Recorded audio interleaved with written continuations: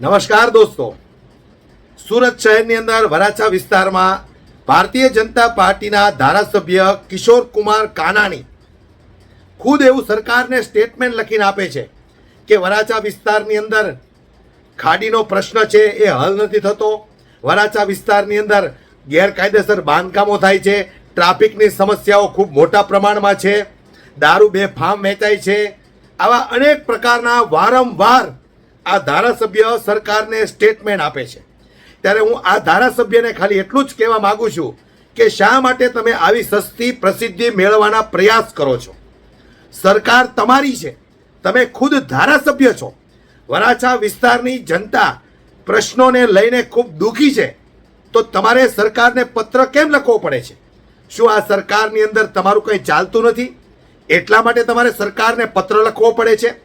વારંવાર તમે જનતાના પ્રશ્નોને લઈને સરકારને પત્ર લખો છો પણ કંઈ તમારું ઉપજતું નથી, તો પછી તમારે રાજીનામું આપી દેવાય.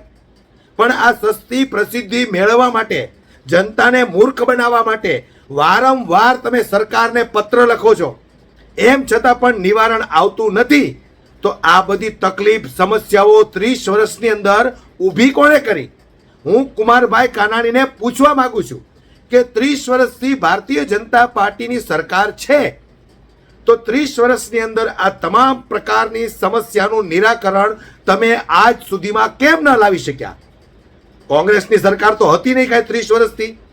અને 30 વર્ષની અંદર જો ઈમાનદાર સરકાર નીતિથી કામ કરવા માગે, ભ્રષ્ટાચાર વગર કામ કરવા માગે, તો સારામાં સારું ડેવલપમેન્ટ થઈ શકે એમ છે. પણ કંઈક ને કંઈક નીતિમાં ખોટ હોય, પેટમાં પાપ હોય, ભ્રષ્ટાચાર કરવો હોય, તો આ બધું અશક્ય છે દોસ્તો.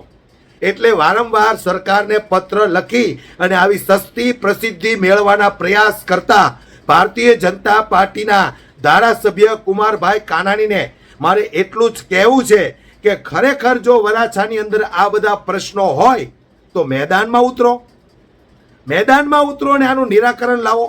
અને એમાંય ત્યાં આ વખતે તો કોર્પોરેશનમાં પણ તમારી સરકાર છે, તો નિરાકરણ લાવો ને. વારંવાર ઓફિસમાં બેસી અને સરકારને પત્ર લખવાનું કારણ શું? ચાલો તમે પત્ર લખી નાખ્યો, ખૂબ સારી વાત છે, તો એનું નિરાકરણ કેમ નથી આવતું? એનું નિરાકરણ કેમ નથી આવતું? સરકાર તમારી, તંત્ર તમારું, પોલીસ તમારા હાથમાં, એસએમસીના અધિકારીઓ તમારા હાથમાં, તો કામ કેમ નથી થતા? હું એ પૂછવા માંગુ છું કુમારભાઈને. એટલે હું વરાછાની જનતાને પણ કહેવા માંગુ છું કે આ સસ્તી પ્રસિદ્ધિ મેળવવાના પ્રયાસો કરે છે, ખરેખર જો નીતિ હોય કામ કરવાની તો ઉતરો ને ગ્રાઉન્ડ ઉપર. આમ આદમી પાર્ટીના જે કોર્પોરેટરોએ 5 વર્ષ સુધી જે કામો કર્યા, એવી રીતે ઉતરો મેદાનમાં એક વખત, તો તમને ખબર પડે કે આ તડકાની અંદર પરસેવાનો રેલો ક્યાં સુધી પહોંચે છે. વિડીયોને ખૂબ શેર કરજો, દરેક લોકો સુધી પહોંચે, જેથી કરીને વારંવાર આ સસ્તી પ્રસિદ્ધિ મેળવવા માટે ભારતીય જનતા પાર્ટીના ધારાસભ્ય પોતાની જ સરકારને, જનતાને શું તકલીફ છે એના પત્રો લખે છે. વિચાર તો કરો દોસ્તો તમે, આ કઈ હદ સુધીની આને સસ્તી પ્રસિદ્ધિ મેળવી હશે?